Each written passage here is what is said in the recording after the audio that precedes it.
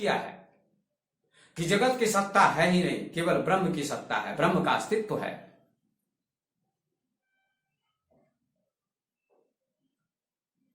तो फिर उन्होंने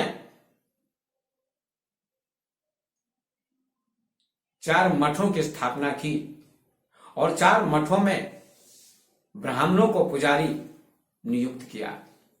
फिर ब्रह्म में ब्राह्मण कहां आ गया, कैसे आ गया? ब्रह्म में न ब्राह्मण होता है, न क्षत्रिय होता है, न वैश्य होता है, न शूद्र होता है। ब्रह्म तो निर्विकार है।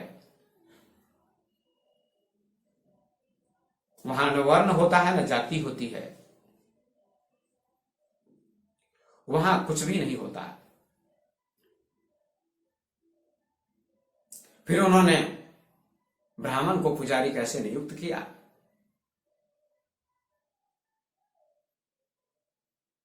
एक राजा ने शंकराचार्य के सिद्धांत का अध्ययन किया तो राजा को बड़ा आश्चर्य हुआ कि शंकराचार्य कहते हैं जगत की सत्ता नहीं है, ब्रह्म की ही सत्ता है, जगत है ही नहीं, जगत का अस्तित्व ही नहीं है।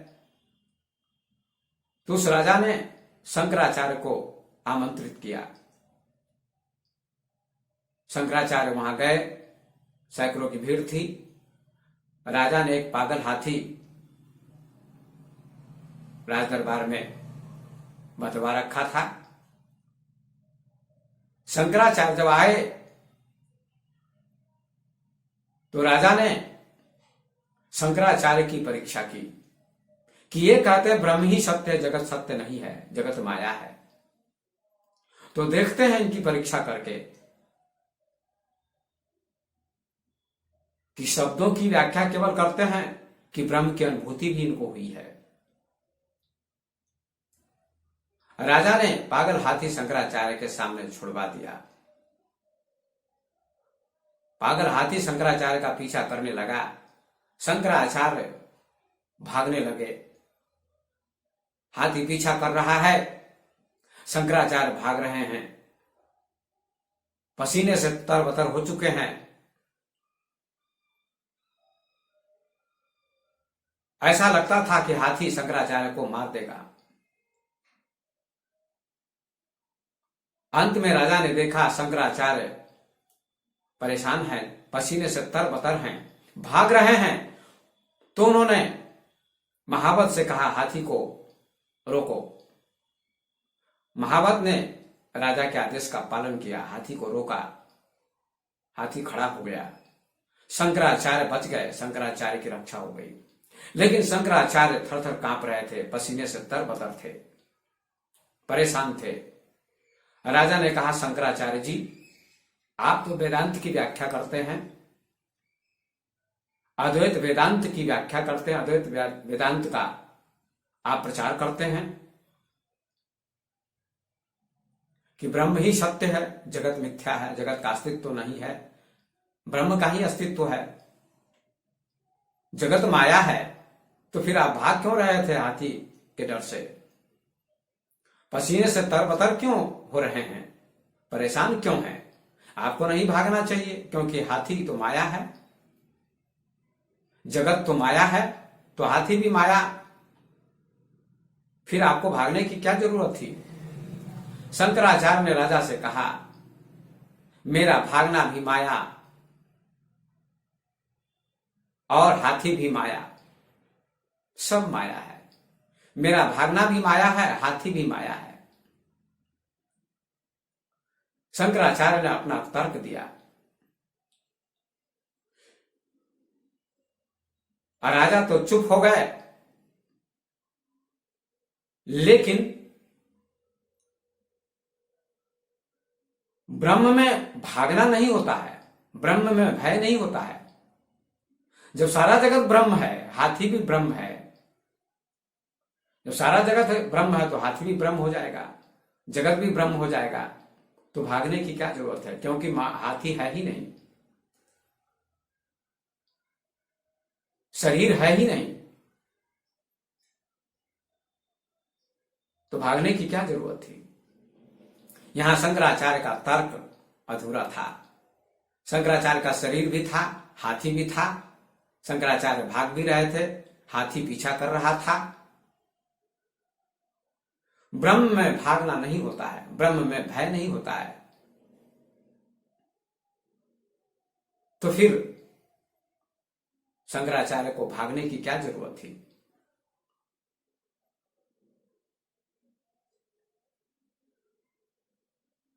इसलिए शंकराचार्य का सिद्धांत भी अधूरा है। यद्यपि वे महान वेदांती थे, अद्वैत वेदांत का प्रचार करते थे, उनका मैं सम्मान करता हूं, आदर करता हूं, लेकिन उन्होंने केवल वेदांत की व्याख्या की, संसार का महत्व नहीं दिया, जगत का महत्व नहीं दिया। जगत का अस्तित्व है ही नहीं, केवल अध्यात्म का अस्तित्व है, परमात्मा का अस्तित्व है, ब्रह्म का अस्तित्व है। तो फिर विकास करने की क्या जरूरत है? धर्म के प्रचार करने की क्या जरूरत है? धर्म की क्या जरूरत है? धर्म की जय हो, अधर्म का नाश हो, ऐसा कहने की क्या जरूरत है लोगों को, धर्म प्रचारकों को? अधर्म है दुनिया में, तभी तो अधर्म का नाश होना चाहिए और धर्म की विजय होनी चाहिए। अंधकार है दुनिया में, तभी तो प्रकाश की जरूरत है। मृत्यु है दुनिया में, तभी तो धर्म की जरूरत है, सत्संग की जरूरत है। अगर मृत्यु नहीं होती तो धर्म की कोई जरूरत नहीं होती, सत्संग की कोई जरूरत नहीं होती।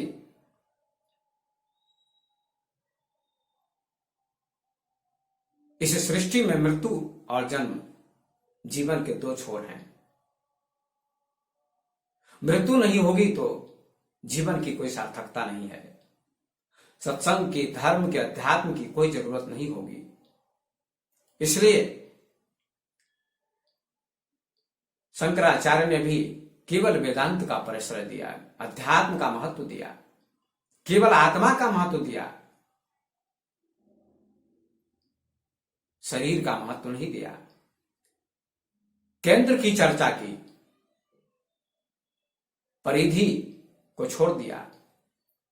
पर परिधि के बिना केंद्र का महत्व नहीं हो सकता है। परिधि शरीर है, केंद्र आत्मा है। परिधि संसार है, केंद्र परमात्मा है। परिधि भोग है, केंद्र योग है। परिधि बाहर है, केंद्र भीतर है, और बाहर और भीतर दोनों जुड़े हैं। बाइबिल में भी लिखा है, एज एवं सो बिलो, जो ऊपर है सो नीचे है। संस्कृत में भी लिखा है, यथा पिंडे तथा ब्रह्मांडे, जो पिंड में है वही ब्रह्मांड में भी है, जो शरीर में है वही संसार में भी है। शरीर में भी 5 तत्व हैं, बाहर भी 5 तत्व हैं। शरीर में भी आकाश है, हवा है, अग्नि है, जल है और पृथ्वी है। खाली जगह आकाश है, सांस लेते हैं, ऑक्सीजन लेते हैं, ये हवा है। क्रोध है, ये अग्नि का भाग है। और मांस गीला है, ये जल का भाग है। और हड्डी पृथ्वी का भाग है। ये 5 तत्व भीतर भी हैं और 5 तत्व बाहर भी हैं। आकाश बाहर भी है, हवा बाहर भी है, अग्नि बाहर भी है, जल बाहर भी है, पृथ्वी बाहर भी है। यथा पिंडे तथा ब्रह्मांडे, जो पिंड में है वही ब्रह्मांड में भी है। दोनों का सम्मान होना चाहिए, पिंड का भी, ब्रह्मांड का भी, शरीर का भी, संसार का भी, दोनों का समर्थन होना चाहिए। दोनों के समन्वय से यह सृष्टि पूर्ण हो सकती है, पूर्ण मानी जाएगी। दोनों के समन्वय से, दोनों के समर्थन से जीवन की सार्थकता होगी, जीवन की पूर्णता होगी।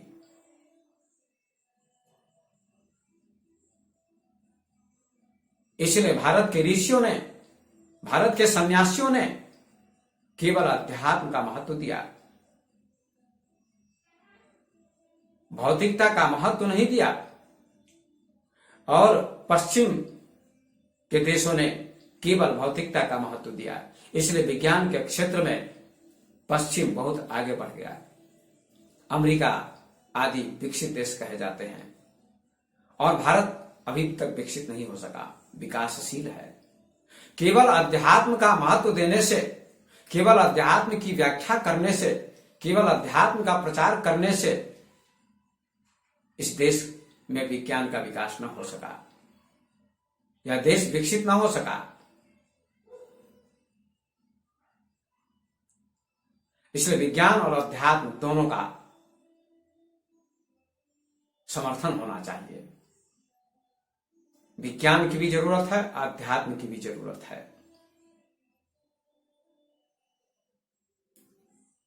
कैसा भी वेदांती क्यों न हो, यदि उसका शरीर बीमार होता है, शरीर में कोई बीमारी होती है, तो इलाज की जरूरत पड़ती है। डॉक्टर इलाज करते हैं। डॉक्टर जो इलाज करते हैं वह इलाज करना विज्ञान का काम है। और भीतर जो आत्मा है वह अध्यात्म है। अगर शरीर बीमार पड़ जाता है, शरीर रोगग्रस्त हो जाता है, तो अध्यात्म का विज्ञान नहीं हो सकता है, अध्यात्म का भी चिंतन नहीं हो सकता है। इसलिए शरीर भी स्वस्थ होना चाहिए। एक अर्थ में चार्वाक सही कहते हैं कि शरीर के बिना कुछ भी संभव नहीं है। सही कहा चार्वाक ने। भोग भी सत्य है, योग भी सत्य है, शरीर भी सत्य है, आत्मा भी सत्य है, लेकिन साध्य साधन का अंतर है। शरीर साधन है, आत्मा साध्य है। संसार साधन है, परमात्मा साध्य है। भोग साधन है, योग साध्य है। संभोग साधन है, समाधि साध्य है।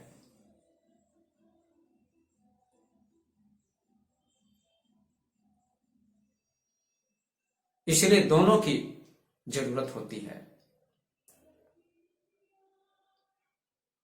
पश्चिम अध्यात्म के जगत में पीछे रह गया, खोखला हो गया, और पूरब विज्ञान के जगत में अधूरा था। अब विज्ञान का भी विकास हो रहा है। पूरब ने, भारत ने केवल अध्यात्म की गरिमा का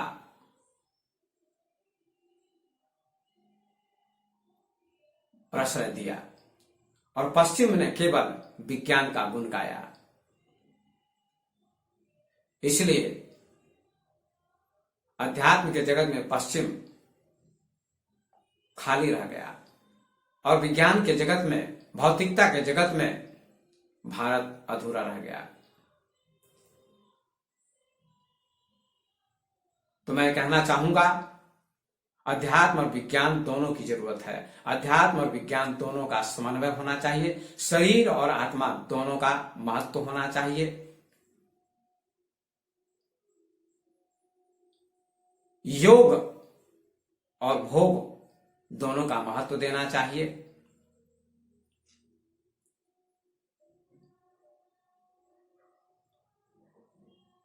दो सन्यासी कहीं यात्रा कर रहे थे। एक कहानी है।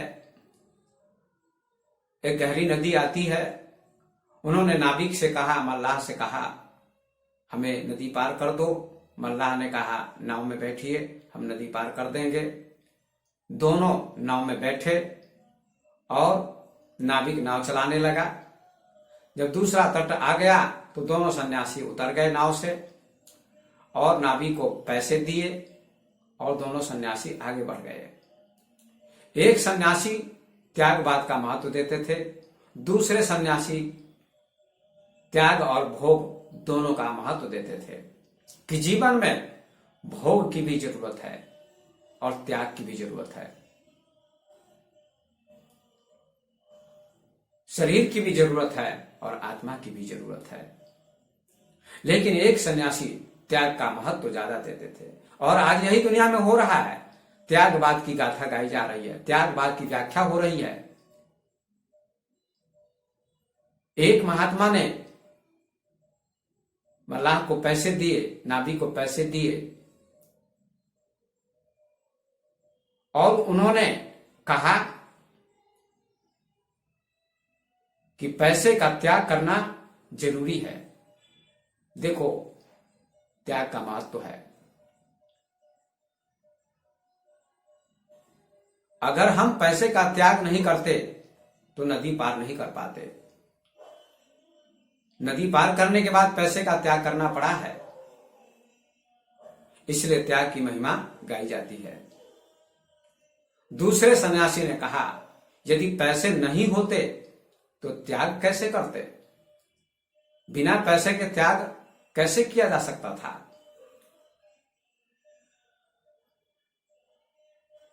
दोनों की बातें सत्य हैं। पहले पैसे होंगे तभी पैसे का त्याग होगा। पैसे नहीं होंगे तो पैसों का त्याग कैसे हो सकता है? दोनों की जरूरत है। कितना सुंदर उदाहरण है।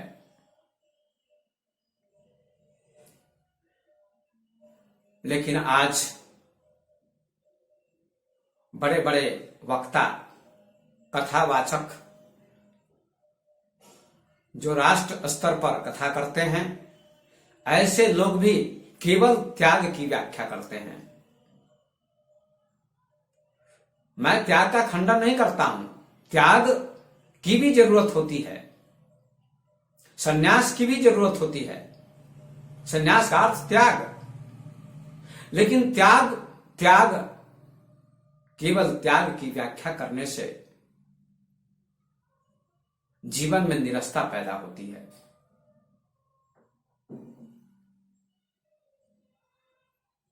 कथावाचक, कथाकार स्वयं त्याग में नहीं जीते हैं, त्याग का जीवन नहीं जीते हैं और त्याग की प्रशंसा करते हैं, त्याग का व्याख्यान करते हैं। क्या उनका व्याख्यान लागू होगा? क्या उनका प्रवचन लागू होगा? नहीं होगा। उनके पास भी बच्चे होते हैं, उनके पास भी पत्नी होती है, और जिनके पास पत्नी होती है, बच्चे होते हैं, ऐसे कथाकार भी त्याग की ही प्रशंसा करते हैं, त्याग की ही व्याख्या करते हैं, कभी भोग की व्याख्या करते भी नहीं।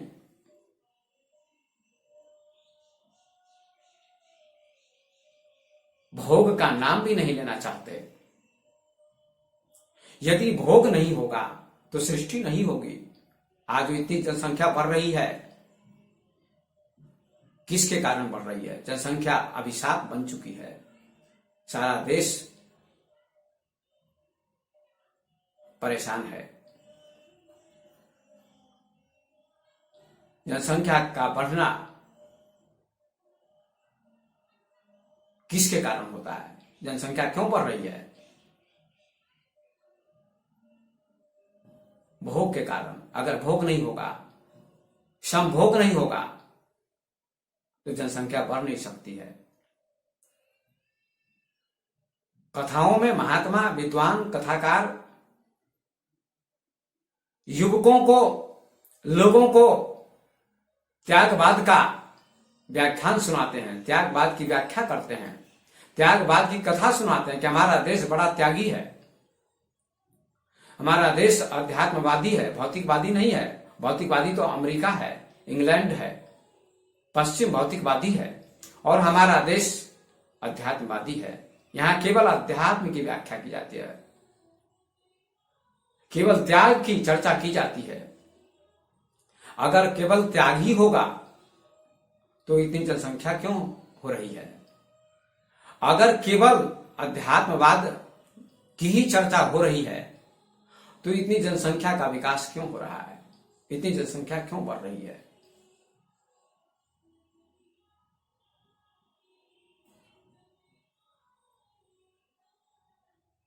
ये कथाकार, ये वक्ता लोगों को गुमराह करने का प्रयास करते हैं, और लोग भी चिंता नहीं करते हैं, लोग भी तर्क नहीं करते हैं।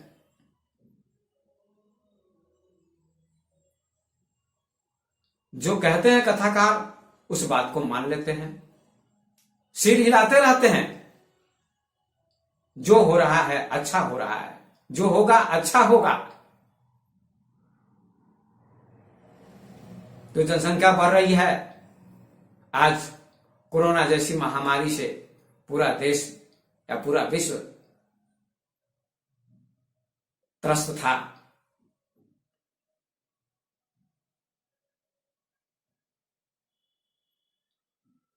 क्यों पूरा संसार त्रस्त है? जनसंख्या के कारण। और ये जनसंख्या कैसे बढ़ रही है? जनसंख्या का विकास कैसे हो रहा है? अगर त्याग ही त्याग होता, त्यागी ही त्यागी होते देश में, सन्यासी ही सन्यासी होते देश में, तो फिर आप कथा किसको सुनाते? कथा में हजारों लोग बैठे होते हैं, डॉक्टर होते हैं, इंजीनियर होते हैं, प्रोफेसर होते हैं,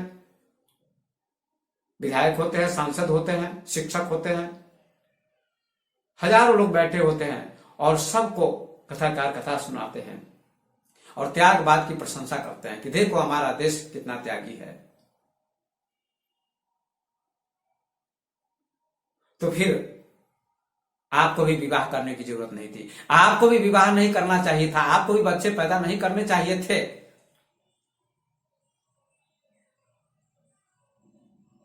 लेकिन आप स्वयं भोगी हैं और त्यागवाद की चर्चा करते हैं, त्याग की प्रशंसा करते हैं, संन्यास की व्याख्या करते हैं। संन्यास का अर्थ संसार का त्याग नहीं है, पलायनवाद नहीं है।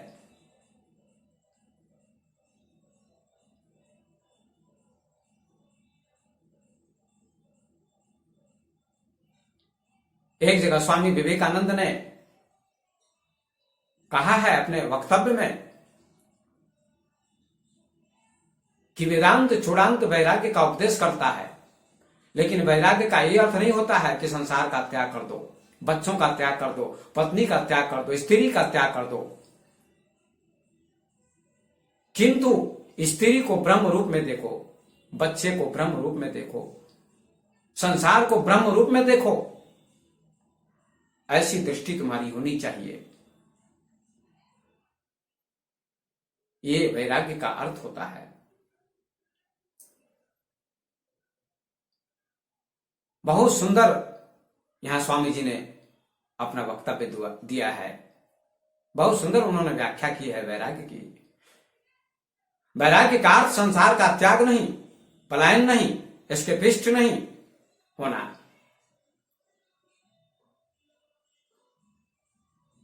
ऐसा स्वामी विवेकानंद ने कहा है। ज्ञान योग नामक पुस्तक में उन्होंने इसकी व्याख्या की है।